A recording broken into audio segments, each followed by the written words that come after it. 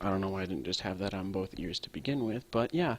Oh, right, so, last time, well, last time was one whole session, so we did a whole lot of stuff. But anyway, I just got back from the halflings, and I got a special necklace that apparently make that one halfling invisible, totally not a ripoff from Lord of the Rings. But then, I also, don't I have an invisibility cloak? Academy Wizard. And the Cape of Shadows over my back, plus 20 to stealth. And then my family signet ring, which is plus 3 to all. Yeah. Alright. Let's go to the half-orc in the western wilderness. And we'll bring Theo just in case there's like some kind of strength thing. You go over to see the artifact is holding up well. The lead wizard says it's never been used this often before, but yes, it is ready. We'll bring Theo with me. The large mountain man puts up his massive warhammer and smiles. He steps forward with you. Theo relationship plus 3, which is currently at 67, which is the same as Bran. The wizard casts a spell and go into the portal. The first thing that strikes you when the magical light recedes is the lack of snow. It's even colder than Brightwater, but the ground is freezing and lifeless. You and Theo have been sent across the entire continent to the wastelands of the far west. Your studies with Harmond, your old tutor, remind you of the desolate place. The lifeless wastelands of the west are a mystery. It never snows, and the only rain that falls is bitter and foul-tasting. The ground is parched and dry, with only a few tough, snarled weeds struggling to survive in the cracks. The guttural shouts all around you assault you at the same time that you feel sharpened spears pressed against your skin. The hulking half-orcs surround you and look angry and cruel. Having been driven away from the pure-blood orc tribes, but still considered to be orcs by humans, the half-orcs have been forced to band together for survival.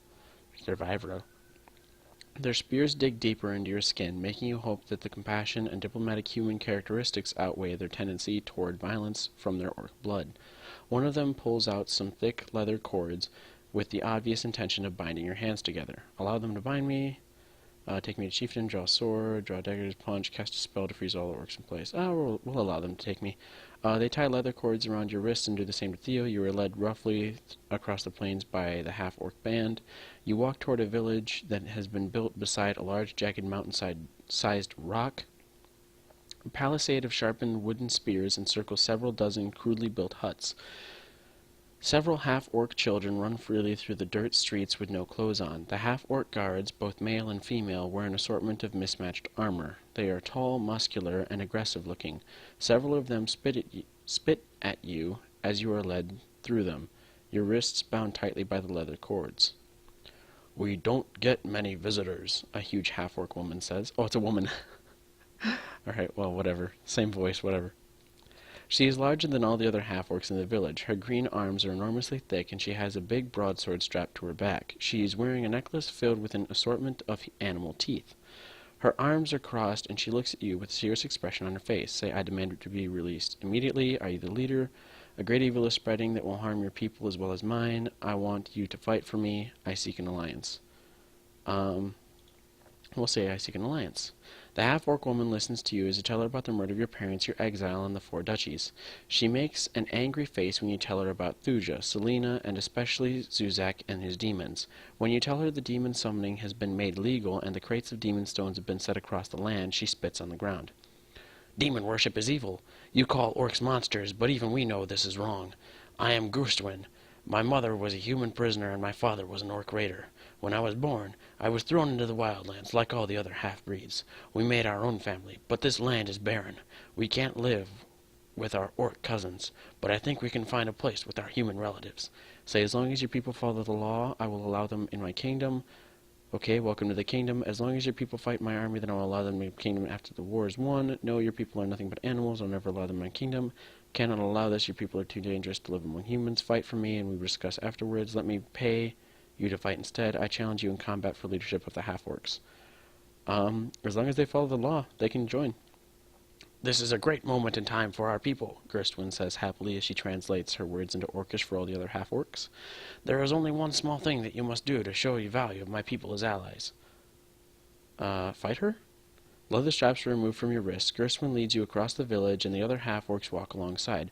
Cruel smiles on their eager faces. You are taken to a deep pit in the center of their fortified village. You can see a few wretched shapes far below the excrement-filled mud. A rope ladder is lowered, and a half-orc climbs down. He carries the human prisoners up to the surface one at a time. There are 5 of them in all. They all have the look of an adventuring party about them, but they have spent so long in the pit that they are weak and pitiful. "These are our enemies," Gerstwin says, looking upon the human prisoners in contempt. "They attacked our hunters. Kill them and show us that our enemies are your enemies." She hands you a heavy club that has a nasty chunk of iron hammered to the end of it. You realize that not all of the red is rust. Some of it is dried blood. Say, "I cannot kill them until they've had a fair trial. I have vowed to never kill except in battle or direct defense of my life or safety. Ask the prisoners to tell their side of the story. Try to talk Gerstwin into letting the prisoners go free. Free the prisoners regardless of what the half-orcs have to say. Refuse to kill the prisoners, but allow the half-orcs to return them to the pit. Club the prisoners to death." Let's ask the prisoners for their side of the story. The 5 humans, unable to speak at first, they have been beaten very badly and have been in the pit for a long time. Eventually one of them speaks. "We were hired by a farmer to stop some orc raids," he says hesitantly. When he sees that the half-orcs aren't going to beat him for speaking, he gains some courage and begins to speak more coherently. "We are an adventuring party, the Silver Blades. Perhaps you've heard of us? We tracked down the raiders of a village nearby and attacked them. Unfortunately for us, we didn't know that it was only half of their group, and during the battle the other half returned and we were captured." Another of the humans nods at these words, hope sparking in his eyes. Gerstwin says nothing. It is clear her judgment has not changed. Can I try to convince her to let them go? "No, they must die," Gerstwin says angrily, despite the impassioned plea. "Needed 80 charm? Seriously, how am I supposed to... Did I have, like, options of doing abilities rather than skills for a lot of shit? Because, I mean, there have been a few things that I've done with magic, but every time I use magic, even if I fail, my magic increases. Every time I use charm, even if I fail, it doesn't go up. My charm just doesn't go up. It's like, these I have to specifically train, and these just go up as I try to use them. Alright, well, they are her prisoners. They did kill her kinsman. This is me carrying out the law. I mean, honestly, she should have to do it herself, but I mean, if they...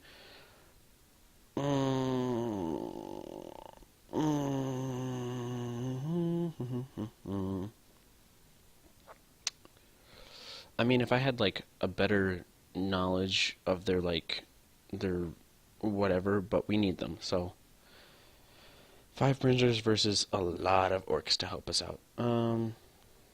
Hopefully this isn't considered evil, but I mean, it is execution. They have been sentenced to death already. I'm just the one that's carrying it out. Fuck it. The club is heavy and cracks the first prisoner's skull open with ease. The half-orcs shout and holler with excitement. The second and third prisoners are killed before the last 2 realize their end has come. The half-orcs hold them down as you finish the executions. The half-orcs growl and shout in approval as the heavy gore-covered club is taken from your hands.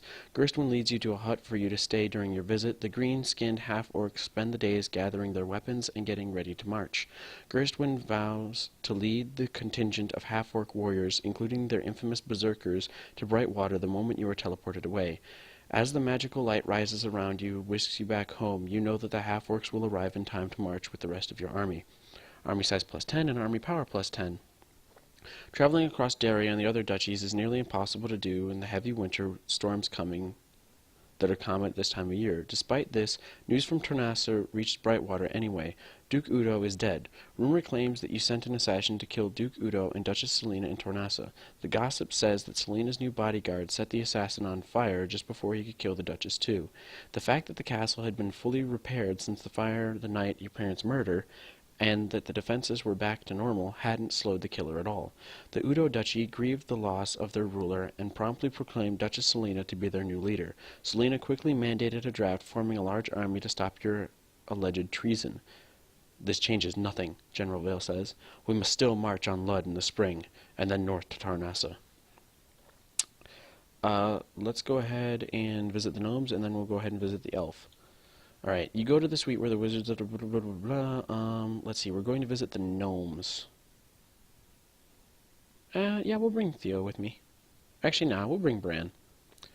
The captain of the Brightwater Guard steps forward with military precision. Bran relationship +3. The wizards cast their spell. Suddenly I'm elsewhere.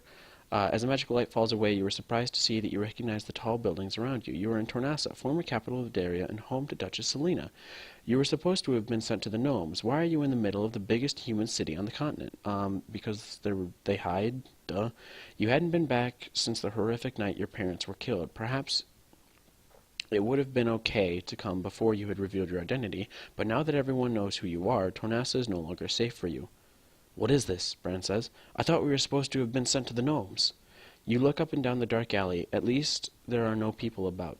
Judging from the 3-story stone buildings lining the road, you guess you are in the warehouse district. Suddenly you hear suspicious noise from behind you. Nothing was there a moment ago. Someone snuck up on you. Curl your finger in front of your chest to indicate Bran that someone is following. Shoot the man with your bow. Step backwards and swing your elbow. Set the man on fire. Turn around and speak to the sneaky man. Let's turn around and speak to him. He is very short and has gray hair around the fringe of his bald head. He has wire-rimmed glasses perched on an enormous nose. He certainly doesn't look like the type of thief who could sneak up behind you so quietly. You see a shimmer ripple over him. The short man grows even shorter, and his nose grows larger. His skin takes a ruddy appearance, and his gray hair turns even more wiry. You realize that he isn't an old man at all. He's a gnome. Good day to you, Prince Ben, the gnome says. I am Snarlfan. Come with me. We have been expecting you. He turns his back to you and steps toward the solid brick wall. He takes another step and passes through it as though it were colored fog. Well, that explains how he snuck up on us, Bran says before following the gnome and walking through the wall. You step forward and put your hand out. It passes through the illusionary wall with no resistance at all. You take another step and walk through the brick wall. You find yourself in a very large warehouse. The cavernous interior is filled with working gnomes. Harmond, your childhood teacher, taught you that the gnomes are like a cross between a halfling and a dwarf.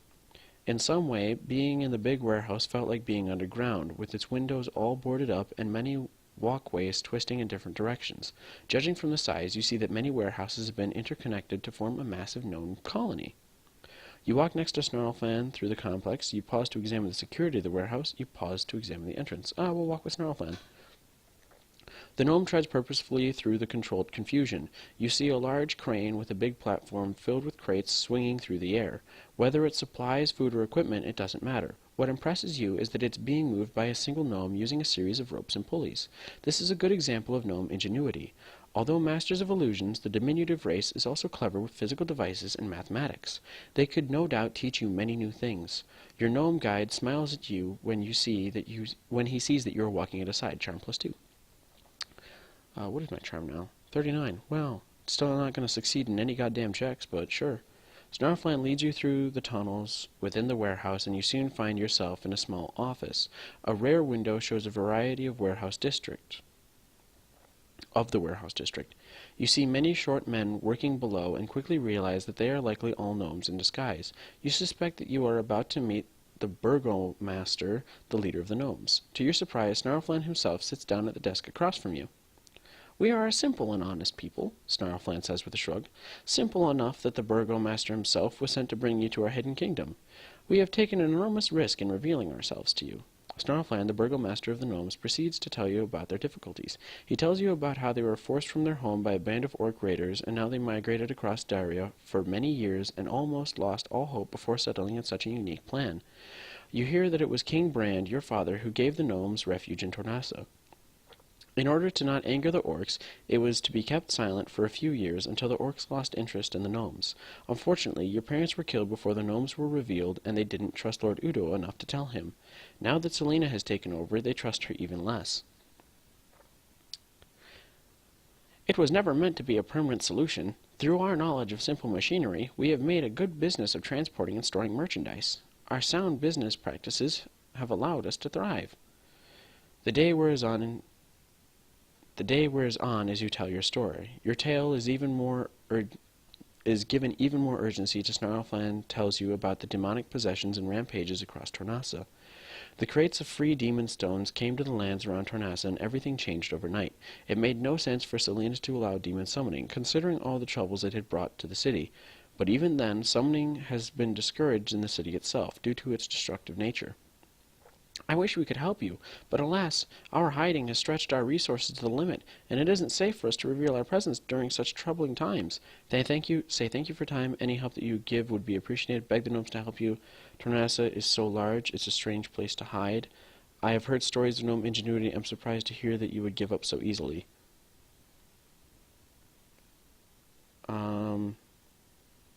I'll say thank you for your time and do that. Alright. I will spread the word among my people, and anyone who volunteers to join will have my blessing. I am sure that a few will come, although they will keep their identities secret. I wish I could do more. Army size +5, army power +5. The remaining days pass comfortably among the gnomes. They have created such a completely hidden community that you are never put in any danger of discovery. They whistle and hum as they go about their work in the warehouses. Finally, Snarlflan bids you good luck, and as the magical lights rise around you at the end of your stay. When the lights fall, you find yourself back in Brightwater. The effects of your economic decisions begin to make themselves known. The treasury was nearly empty before you came to. The tax rate was very high. The army continues to use the taxes to pay the soldiers a fair wage, repair torn tents, replace worn-out sleeping bags, repair broken armor, and handle 1,000 other needs. The citizens are still unhappy since the tax rate, which you left the same, makes their lives very difficult. Army morale -2, citizen reputation -5. Fuck if. So what is that? Is that because my... Yeah, okay, my army power and surplus size are bigger than my food. How the fuck am I supposed to get my army morale higher? They're just throwing a massive fit because I'm not, like... Either the citizens love me or the army does. There's really no choice there. I mean, there is a choice. There's the choice between the two, but there's no option of, like, getting them both up. Go to the Elf Queen. You go to the suite where the blah blah blah blah blah. We'll bring Petra with me. Petra moves forward with you, her armor rattling with each step. Petra relationship +3. They summon a portal, and we're elsewhere. The magical lights continue to fall on your vision. You hear the voice of one of the casting wizards. We are experiencing some interference, the mage says from outside of the lights. The elven magic is repelling our attempts to place you in Orninium. We'll transport you as close as we can. You'll be in Elderheart, and the elven city will be to the south, your highness.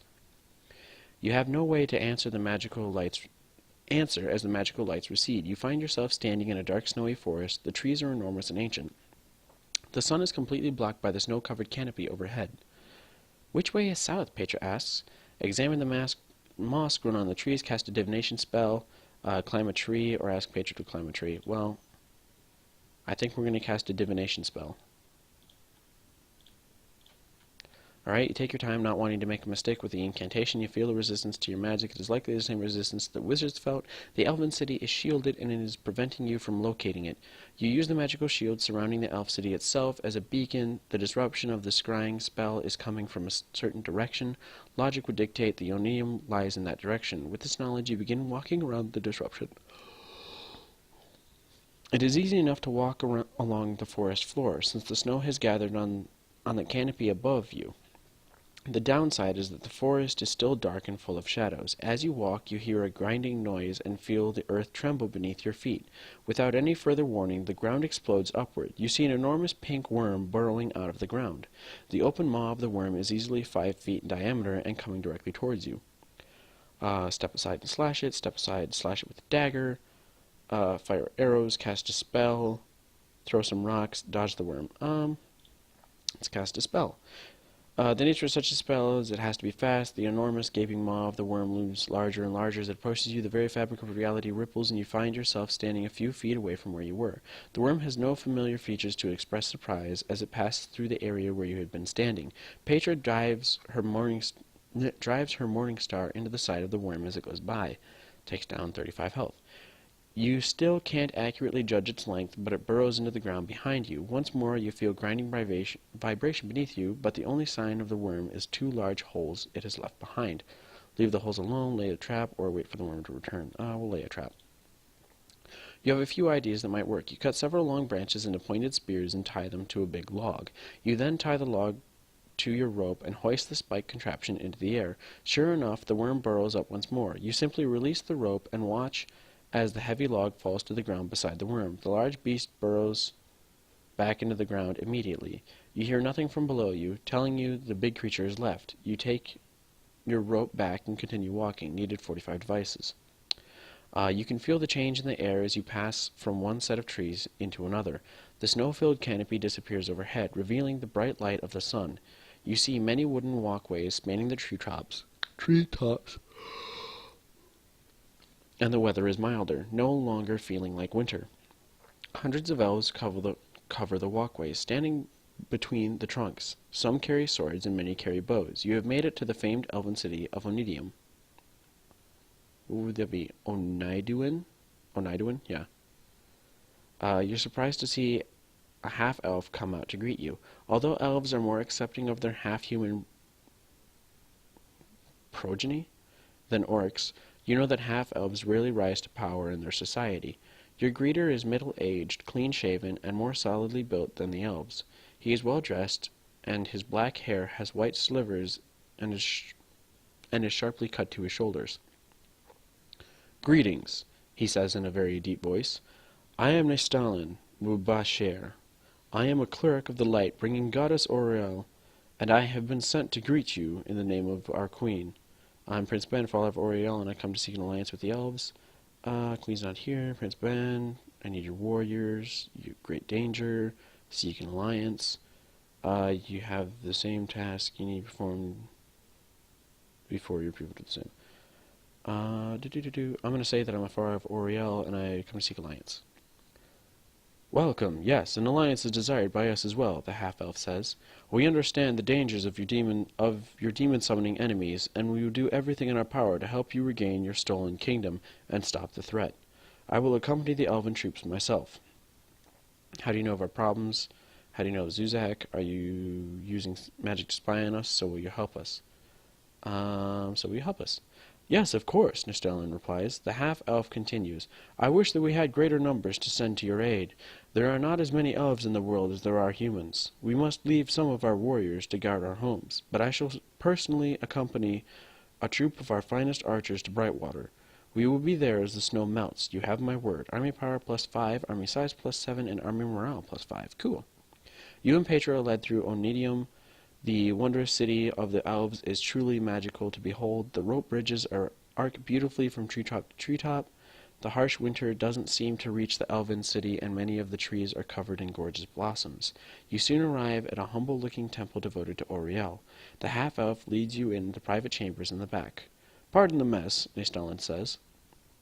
Although this home looks very well kept, that's not him. "I have just returned to Onidium myself. Unfortunately, I've had a very troubling couple of months. Is there anything I can help you with?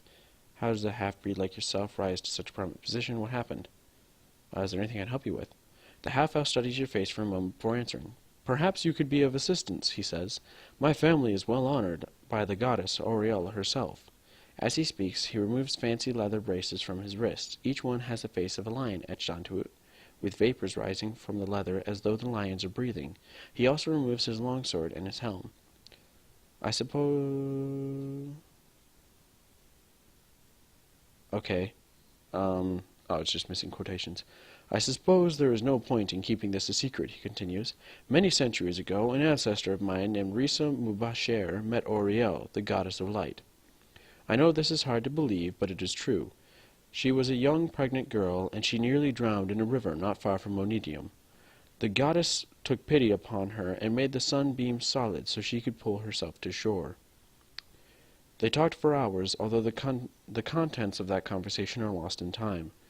The evil goddess Shady, yeah, okay, probably Shoddy. Either way, it sounds bad. Became intrigued that Auriel would spend time with a mortal girl. That night, Shadi sent shadows to the girl's home and strangled her to death. The rules of the gods are not for mortals to understand, but Auriel was unable to bring her back. When the morning light reached the dead girl, Auriel saw what Shadi had done. We're going to call her Shitty. Yeah, there we go. Oriel helped birth the child and cried for Risa, the child's mother. A single tear solidified in the baby's hand. This teardrop allowed the child to contact Oriel, and it had been passed down through my family for generations. We call it Oriel's grief. Not the bow. What happened next? How does this affect me? Let me guess, someone stole it. Can I use the teardrop? What happened next? He continues to speak. Oriel's grief was taken from my family's shrine last spring.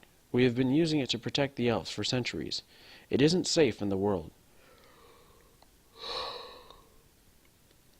Shadi played one last evil trick on Oriel by allowing her shadow to pass over it. Although it still contacts Oriel, it also contacts the other gods and goddesses.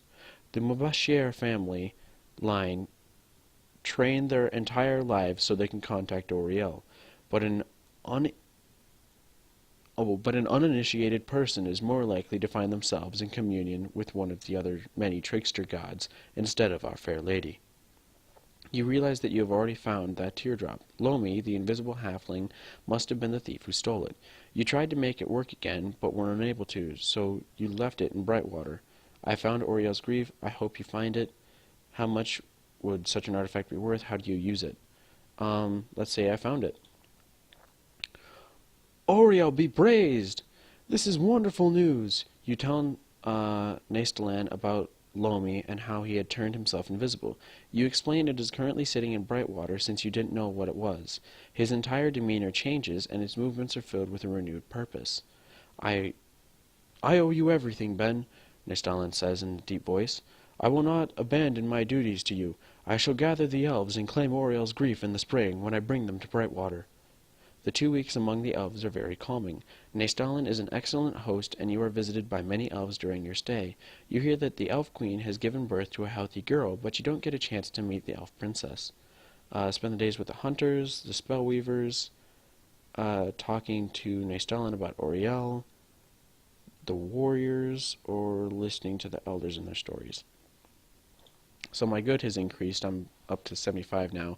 I would be all the way up to 95% good, but I went ahead and got the orc favor, which required me to kill 5 people. Alright, let's talk with Nastalan about Oriel. Like any other priest, Nastalan is eager to talk to you about his goddess. The fact you also worship the Mistress of Light makes your conversations a joy to both of you. Religion +7, history +5, geography +5, and arcana +5. At the end of your stay, Nastalan bids you farewell as the magical lights rise around you. Moments later, you find yourself back in Brightwater. The temperature begins to rise as winter turns into early spring. The army camps around Brightwater filled with soldiers in anticipation of war. The demon stone that Alexander Zuzak stole on the night of your parents' murders, which you then stole back the same night, begins to act even stranger. It had been dark back then, but over the last year it has begun to flicker with lights. As winter progresses, it begins to glow like any other demon stone. You have no clue as to what it could mean. I'm exhausted, Theo says before dinner one evening as you wait for the servants to bring you your meal. She was at it all night. At that moment, Petra came in and glared at Theo before speaking. I was praying. It was a religious rite. You didn't need to send the rat catcher and his ferrets into my room. I thought it was vermin, Theo said coldly. All that wailing and moaning. How was I to know he'd send all of his mousers in before knocking? Say, Theo, that was unkind. You know Daria promotes freedom of religion. Say, Petra, perhaps you could pray a little quiet in the future. Say, you're both adults, figure it out on your own. I don't know why the fuck she was wailing while praying, but she could kind of keep it down. But yeah, they'll probably both hate that.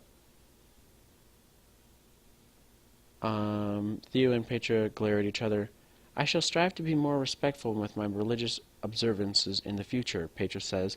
I'm sorry if I kept you awake, Ben. Needed under 50 Petra relationship. So would she have been pissed off then?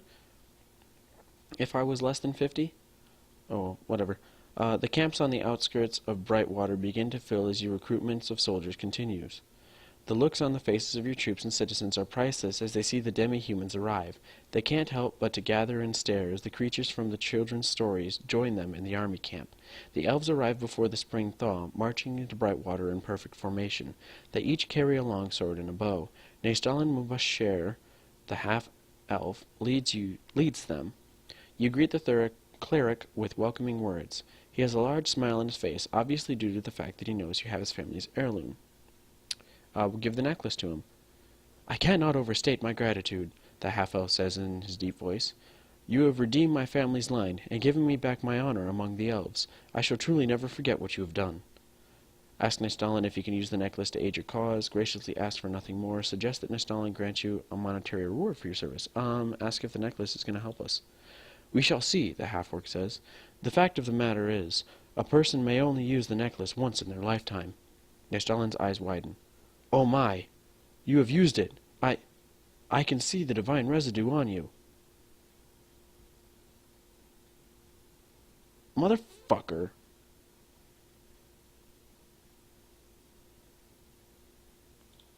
What about you? Unfortunately, no, he says. About 10 years ago, there was a terrible disease spreading through Onedium. I used the relic to stop it, so I am also unable to use it again. Instead, I shall train my offspring in its ways so that one day they may also serve the elves of the Elderheart. Alas, my child is not yet born, so no, the teardrop is of no use to us, for it would take many years to train someone to use it in such a way that would gain what we asked for. Graciously ask for nothing more, suggesting Nystalin, yeah, whatever, we'll ask for nothing more. The half-elf's entire demeanor has changed now that he has his precious family heirloom back, plus 10 good, some back up to 85. The elves set up their own camp slightly apart from the rest of your army and keep to themselves. The dwarves march into the city in orderly rows. They immediately begin to set up their portable forges and start sharpening your soldiers' blades. Once battle begins, their smiths will repair broken weapons and armor as well. The halfling outriders join your army too. Although small, their speed, dogs, and deadly accurate slings greatly impress General Vale, who immediately begins to make plans for their use. The half-orcs march into Brightwater with Gerstwin in the lead. The other soldiers immediately reach for their weapons, and bloodshed is narrowly avoided. They look down upon everyone else with arrogance and hostility. Their presence makes everyone very uncomfortable. You hope that their powerful presence is worth the troubles they will undoubtedly cause. Army morale -5. Fuck off. A few days later, General Vale comes to you with a concern. We need wizards, he says. You need to speak to Archmage Kumari. So far, he hasn't sent any wizards to our army. Their ability to throw fireballs, enchant blades, and scout ahead with their magical sight would be invaluable. Demand Archmage, we're going to suggest that Kumari should give us some wizards. Wizards in your army, the Archmage says, arching an eyebrow. The Academy has always been separate from the kingdom. Although it is true, the demon summoning threat is a danger to us all. If any wizards wish to volunteer to join you, they may. As a graduate of the Academy, I suspect that many will flock to your cause. Army +7, army power +12. Where is this? Oh yeah, fuck that. Army power +74? Or not, fuck that. Fuck yeah. So we've got army surplus size 78% and army power 74%. We need some army food. That would be good. Give pep talks to the soldiers. Play music for the troops. Talk to your soldiers about the gods. You help heal training injuries. Leave the soldiers alone and let them train with their own commanders. We can help heal training injuries. Sure. You can hardly believe the number of injuries that occur on a daily basis.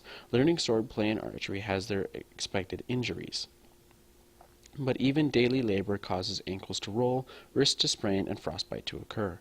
Small injuries like blisters and rashes can be a soldier's life to be even worse than it has to be. Can cause a soldier's life, okay.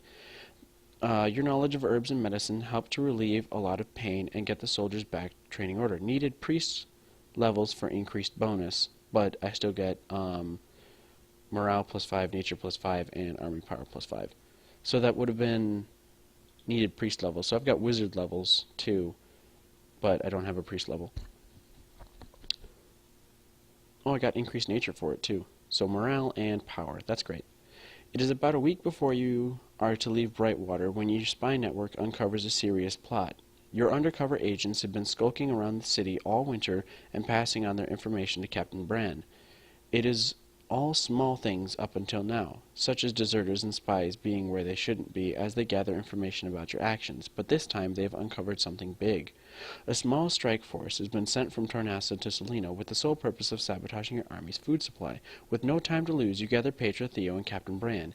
You rush to the supply depot just in time to see flames spreading across the food stores. The information from your spies is good. Had you arrived any later, all the food would have been destroyed. Army food -5. So I could have lost a whole lot more if I hadn't kept them in the city. Your soldiers hadn't seen it coming, and they are a chaotic mess as the squad captain shouts orders to try to get your troops into some semblance of order. They hadn't been expecting any violence before they had even left the city. Your presence causes the soldiers to part in front of you, allowing you easy access to the flaming food stores. With the thick smoke billowing around you, you aren't certain if the arsons are still present or have already fled the city. Order the soldiers to get buckets and put out the flames, order the soldiers to draw their weapons and charge forward, order the soldiers to hold and guard your back. Put out the flames, goddamn. Your troops do as you ask. They rush to find buckets while the others begin to form a line from the flames to the river. You hear the sounds of battle coming from the other side of the depot. You and your companions run there immediately. A soldier falls on the ground with a smoking hole in his chest. Before you can blink, another falls in the same manner. You see Selina's strike team. In the lead is a hooded woman wearing a red cloak. "It's the Red Wizard!" a soldier yells. The woman in red turns to the soldier, and you see a beam of intense light strike the poor man in the chest. It burns a hole right through him, and he falls to the ground, dead as the killer turns her back on you. This must be Selina's new bodyguard, whom she claims saved her life from the assassin that killed Duke Udo. You suspect that Selina killed Udo herself, and likely had this woman's help. The group of people with the Red Wizard draw swords and rush toward you as the woman in red runs off in the other direction. I mean, we've seen beams of light murder people before. I'm not going to say it's Jess because Theo said that she was dead, but she might have been faking it. Tell your soldiers to drop their buckets and fight the enemy. Begin banging heads together and breaking kneecaps. Ignore the enemy and try to use magic to put out the fire. Draw your bow and attack. Draw your sword and attack. Draw your dagger and attack. Cast a spell of suffocation over the enemy. Let the enemy go free.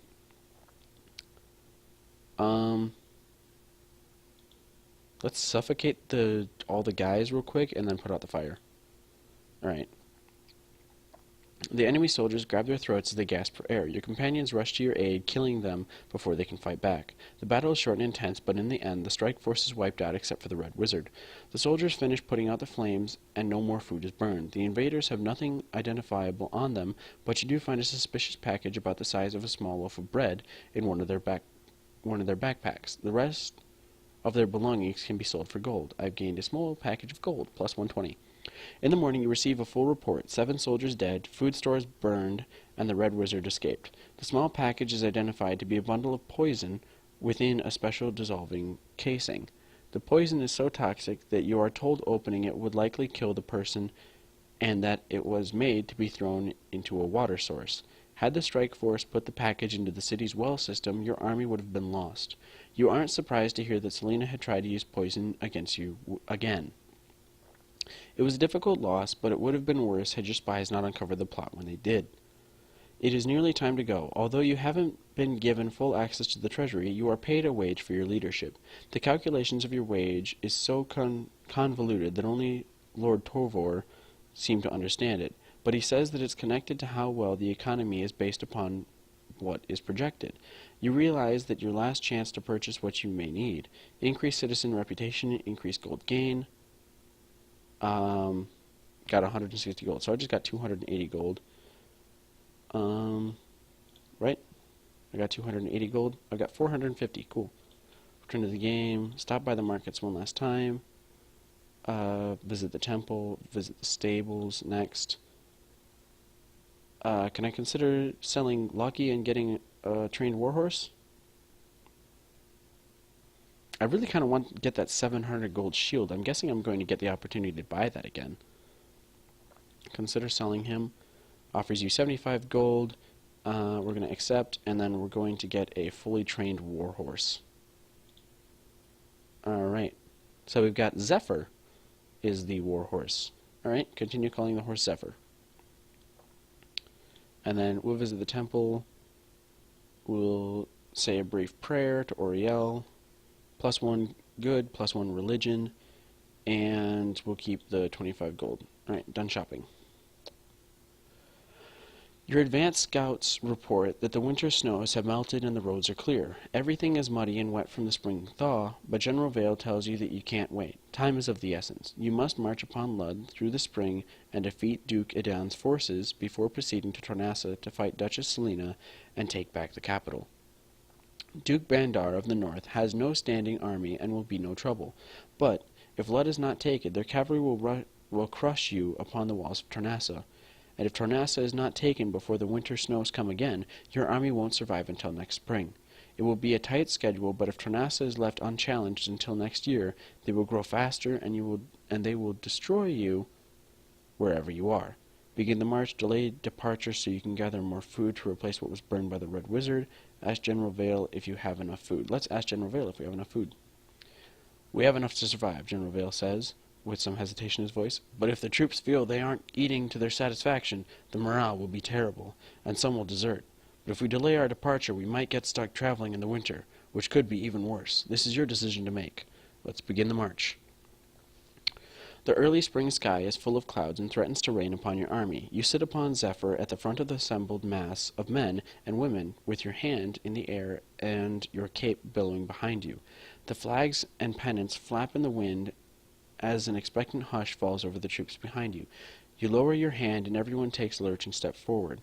The clouds break for a moment, sending a small ray of sunshine down toward you. It would seem that Auriel is pleased with your actions. The citizens of Brightwater cheer from the windows and sides of the road as the army marches forward. +7 army morale. It's like the time we met, Theo says. Marching to Lud again. Last time we were herding sheep. This time we're herding people. We're moving a lot slower this time. The ballads and stories always skip this part, Archmage Kumari says from nearby while riding an old grey mare. I see why, Lord Tovor grumbles, while struggling with his own spirited brown stallion, which seems too frisky for the clerk, but probably cost a lot of money. By the grace of the gods and goddesses, we will have Daria reunited before the snow falls again, Captain Brand says. Who is this? Oh, General Vale. We must, General Vale adds from where he sits atop his own sturdy warhorse. We won't be able to survive a winter siege in the field. This spring and summer campaign is a gamble, but it's also our only chance of success. You and your companions are silent as the army continues to march out of Brightwater and toward the west. Marching army. The first trouble comes that very night when your soldiers begin to cut down trees for their campfires. The elves are livid. Even Naestalin cannot get his brethren to calm down. Many of the elves have never been away from Onedium, and they find the idea of burning living trees to be utterly evil. Instruct your troops to take only the dead wood. Tell the elves that the troops need the fires to continue cutting down the trees. Explain to the elves that the gods gave the world trees for this purpose. Teach your soldiers how to take maximum amount of wood from the trees without hurting them. Ask the wizards from the academy to make fire without trees. We'll ask the wizards. It can be done, of course, Archmage Kumari says, as their spokesperson, but the toll on their energy reserves would be immense. We should save their power for battle and let the soldiers use trees. Let the wizards save their magic. We'll instruct them to take Archmage Kumari relationship +2. Cool. Where is he? Archmage Kumari. He's up to 55 right now. Teach your soldiers how to take maximum amounts of wood from the trees without hurting them. That's a nature thing, right? I've got nature.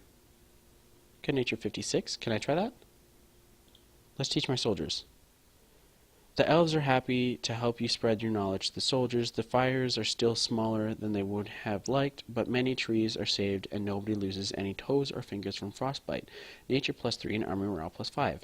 More trouble comes a few days later when a bloody half-orc and a bloody dwarf are brought before you. You can see from their black eyes and fat lips that they have been fighting. A small ring of half-orcs, dwarves, and humans gather to hear you deal with this behavior. Ask them what happened. Ask the half-orc what happened. Crazy runt steals supper, he snarls through his yellow tusks. Took meat from fire and ran away. Dirty, sneaking thief. Asked the dwarf what happened. The murdering green skin caught a puppy and was roasting it alive. The dwarf spat angrily. Most disgusting thing I ever seen. Poor little guy was yelping, and his lug was licking his lips. Side with one, try to explain the cultural differences to both sides. Alright. Neither side is able to see the other's viewpoint. The half-orc doesn't understand what's wrong with eating fresh, unowned meat if the dwarf is traumatized by the sight of the puppy being burned alive. In the end, both parties agree to speak to their commanders instead of using their fists to settle future disputes. You instruct your commanders to be sure that the half-orc and dwarf camps are on opposite sides of the field from now on. Needed 40 charm. Did I not have 40 charm? Watch me have 39 charm. Where is it? 39 charm. Wow, that's fucking fantastic. Great. Shove a dildo up my ass. The halflings proved to be a bigger problem than you had anticipated. At first, you were afraid that their light fingers will cause troubles, but they respect other people's belongings. Either that or they never get caught. Instead, it's their enormous appetites that cause trouble. Your food stores are already low due to the Red Wizard and her strike force, but now the halflings are eating double the amount of food as people twice their size. Instruct the army cooks to feed the halflings single share of food, the same as everyone else. Instruct the army cooks to continue feeding the halfling double shares. Instruct the army cooks to feed the halflings half a share of food due to their small size. Consider how much a halfling should eat. You know your history and you understand that halflings are hungry little fellows. Although they would like to eat as much as they like, you know that they can get away with a regular ration. The halfling grudgingly agrees that this is true and stop asking for more food. During the long march, the food stores are continuously used. Army food minus 15. I got history plus 2. See, it's when I succeed in a check that it actually increases. So I was considering it, but since I have a fairly okay history knowledge, it's fine. Stupid. The army budget should have been... Oh, the army budget should have been enough to pay for this march, Lord Tovar exclaims. It's all Duchess Selena and that damn red woman's fault. We need to start appropriating food from the villages and farms as we pass through, General Vale says. Agree with the general and give the command for your army to take what is needed. Give the command to take the food, but carefully document every appropriation. Tell the general to not take any food without paying for it. Do I have, like, a money? Army surplus size, army power. Is the surplus my supplies? Other than food? Because I got my food there. It's at 30%. It's gross.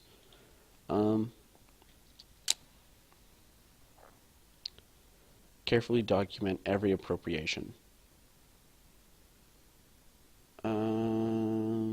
Yeah, sure. Lord Torvar clearly doesn't like the idea, but he doesn't say anything. Your commanders pass on the orders. You can see your troops searching farmhouses and barns as they move along. They ransack the farmhouse and leave behind pieces of paper saying that you will repay them at some future date. I mean, ransacking isn't the right way to do it, but okay. A supply line from Brightwater to the army is created and your food stores refill slowly as you continue your march towards Lud, leaving a wake of angry citizens behind you. Legal documents don't feed hungry children. Well, that's not what I fucking meant to do.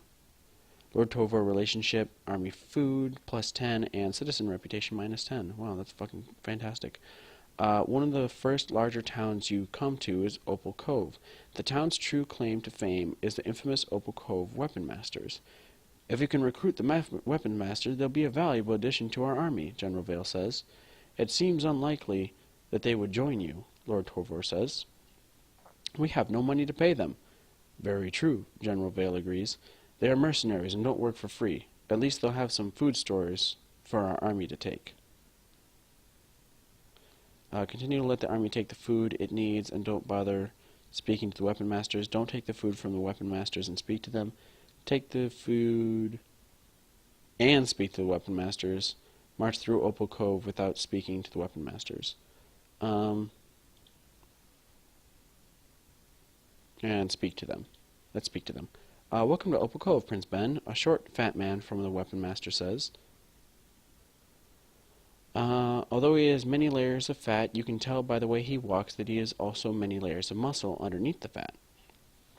He has an economy of movement which shows just how dangerous he is.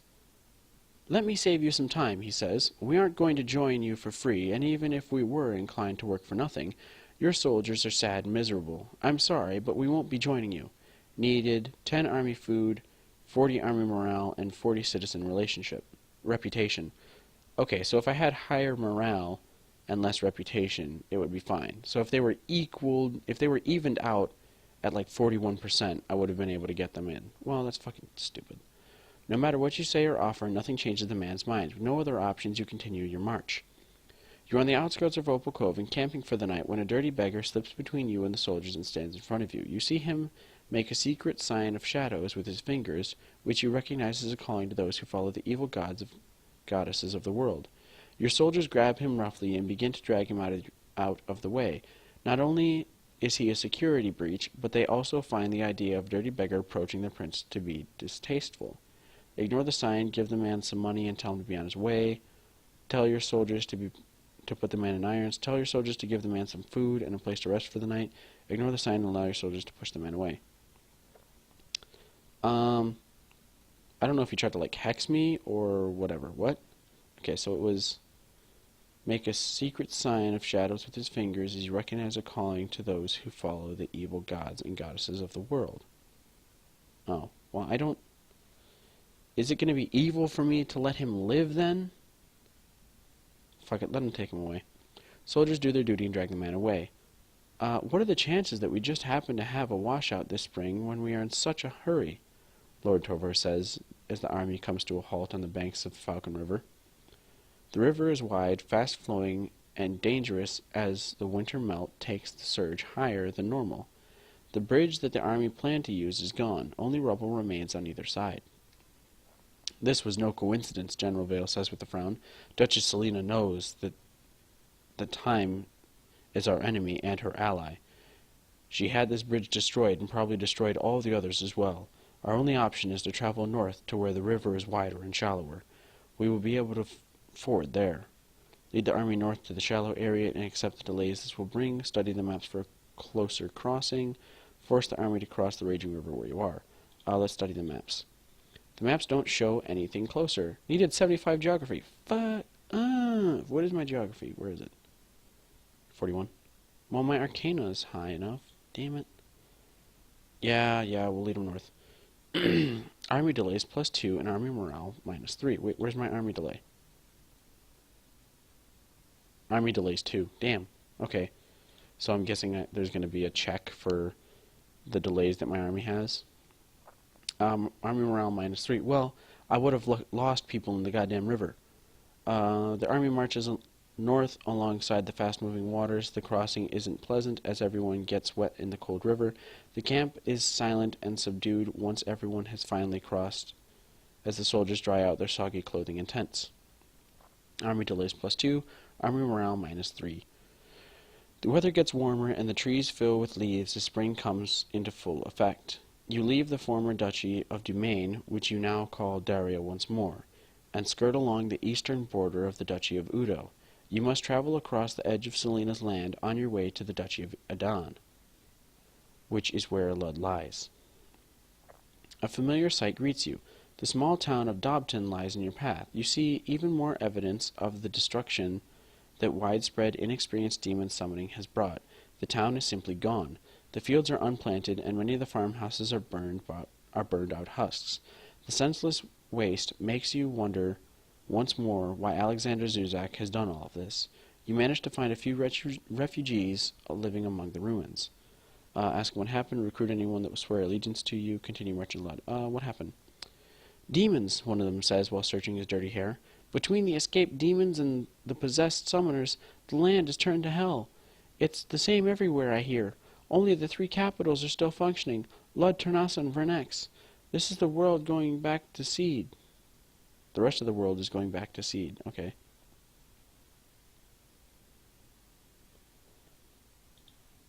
Perhaps, he says, there are rumors that you've returned, but there are just as many rumors saying that Brightwater is worse off than the rest of the land.